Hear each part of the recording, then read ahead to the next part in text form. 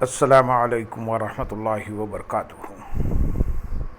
الحمد للہ رب العالمین والصلاة والسلام علی سید المرسلین، اما بعد فاعوذ باللہ من الشیطان الرجیم، بسم اللہ الرحمن الرحیم۔ برادران عزیز و معزز خواتین، آج کی اس نشست میں سورت النساء کی آیت نمبر 30 اور 31 کا ترجمہ و تفسیر پیش کرنے کی سعادت حاصل کی جائے گی۔ وَمَن يَفْعَلْ ذَلِكَ عُدْوَانًا وَظُلْمًا فَسَوْفَ نُصْلِيهِ نَارًا وَكَانَ ذَلِكَ عَلَى اللَّهِ يَسِيرًا۔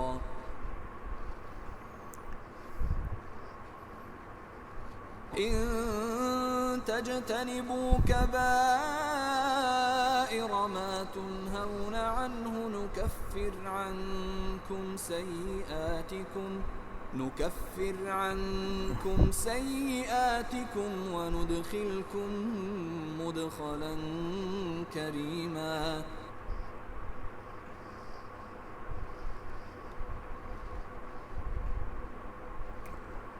اور جو ظلم و زیادتی سے ایسا کرے گا تو عنقریب ہم اسے آگ میں داخل کریں گے، اور یہ اللہ پر بہت آسان ہے۔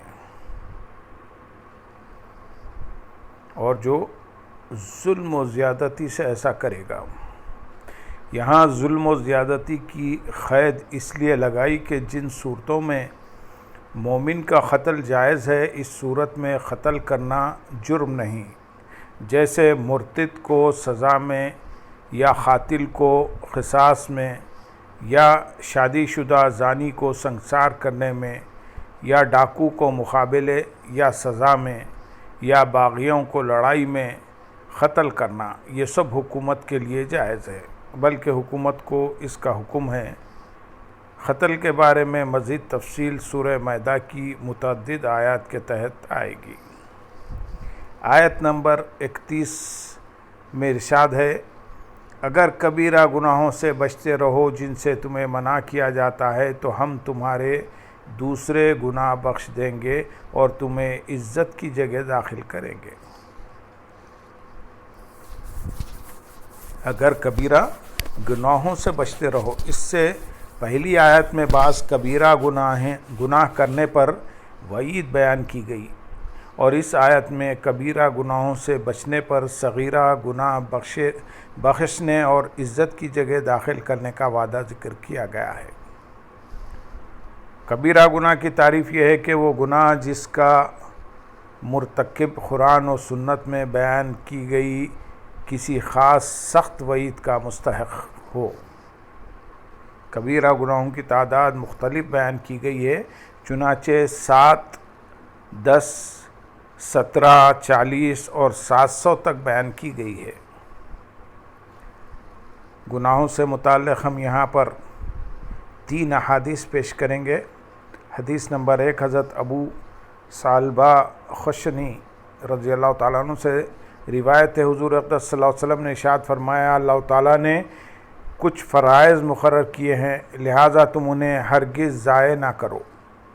کچھ چیزیں حرام کی ہیں، انہیں ہرگز ہلکا نہ جانو۔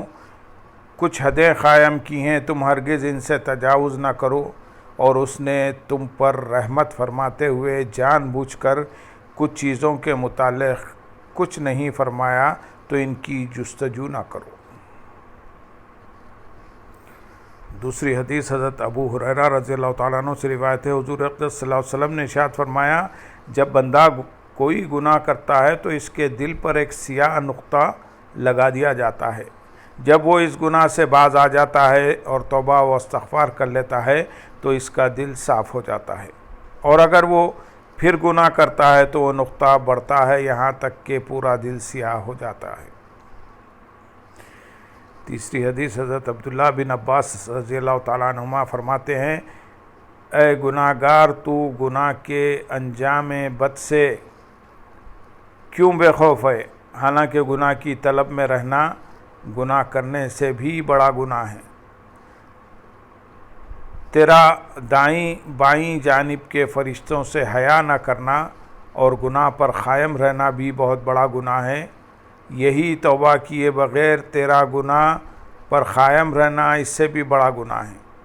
تیرا گناہ کر لینے پر خوش ہونا اور خیخے لگانا اس سے بھی بڑا گناہ ہے، حالانکہ تو نہیں جانتا کہ اللہ تعالیٰ تیرے ساتھ کیا سلوک فرمانے والا ہے۔ اور تیرا گناہ میں ناکامی پر غمگین ہونا اس سے بھی بڑا گناہ ہے۔ گناہ کرتے ہوئے تیز ہوا سے دروازے کا پردہ اڑ جائے تو ڈر جاتا ہے، مگر اللہ تعالیٰ کی اس نظر سے نہیں ڈرتا جو وہ تجھ پر رکھتا ہے۔ تیرا یہ عمل اس سے بھی بڑا گناہ ہے۔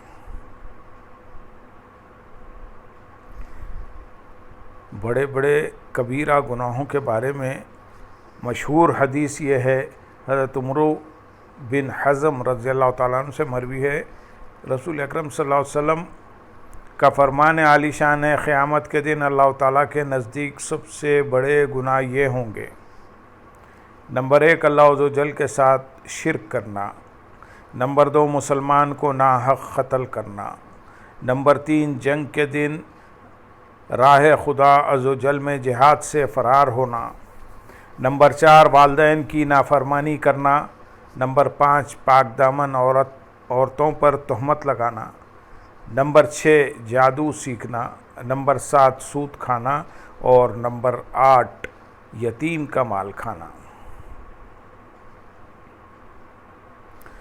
یہاں مسلمانوں کے فائدے کے لیے ہم 40 گناہوں کی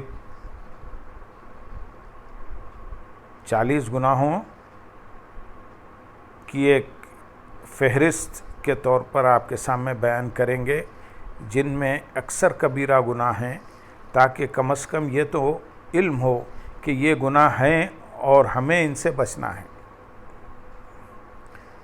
تو 40 گناہوں کا بیان ہم یہاں کر رہے ہیں۔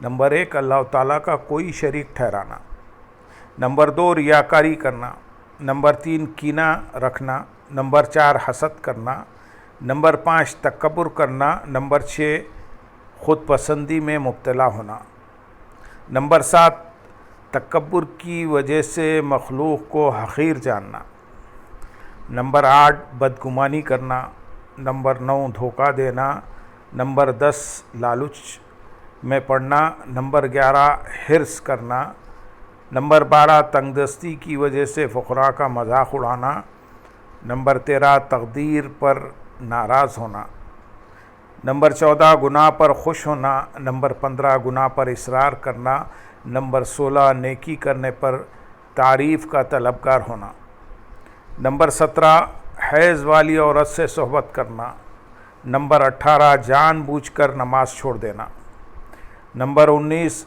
صف کو سیدھا نہ کرنا، نمبر 20، نماز میں امام سے سبقت کرنا، نمبر 21، زکوٰۃ ادا نہ کرنا، نمبر 22، رمضان کا کوئی روزہ چھوڑ دینا، نمبر 23، قدرت کے باوجود حج نہ کرنا، نمبر 24، ریشمی لباس پہننا، نمبر 25، مرد و عورت کا ایک دوسرے سے مشابہت اختیار کرنا، نمبر 26، عورتوں کا باریک لباس پہننا، نمبر 27، اترا کر چلنا، نمبر 28، مصیبت کے وقت چہرہ نوچنا، تھپڑ مارنا یا گریبان چاک کرنا، نمبر 29، مخروص کو بلا وجہ تنگ کرنا، نمبر 30، سود لینا دینا، نمبر 31، حرام ذرائع سے روزی کمانا، نمبر 32، ذخیرہ اندوزی کرنا، نمبر 33، شراب بنانا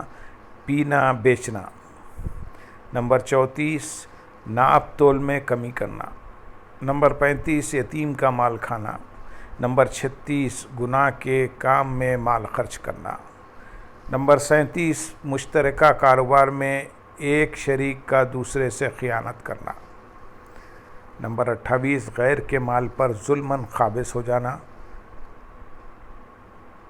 نمبر 39، اجرت دینے میں تاخیر کرنا، نمبر 40، اور امانت میں خیانت کرنا، یہ چند باطنی اور ظاہری گناہ ذکر کیے ہیں، ان سب گناہوں کو معلومات حاصل کرنا، ان سب گناہوں کی معلومات حاصل کرنا اور ان کے احکام سیکھنا ضروری ہے۔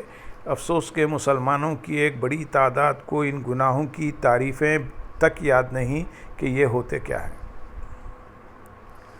آیت کے اگلے حصے میں ارشاد ہے، ہم تم سے دوسرے گناہ مٹا دیں گے۔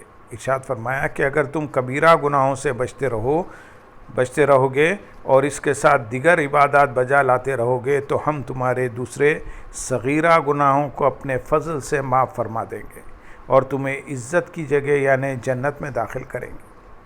یاد رہے کہ یہ معاملہ بھی اللہ عز و جل کی مشیت اور مرضی پر ہے۔ یہ بیان صغیرہ گناہوں کے متعلق ہے، کبیرہ گناہ تو توبہ ہی سے معاف ہوتے ہیں، البتہ حج مقبول پر بھی یہ بشارت ہے۔ اس کی مزید تحقیق فتویٰ رضویہ کی 24ویں جلد کا مطالعہ فرمائیں۔ وآخر دعوانا ان الحمدللہ رب العالمین، سبحان ربک رب العزت عما یصفون والسلام علی المرسلین والحمدللہ رب العالمین۔ السلام علیکم ورحمۃ اللہ وبرکاتہ۔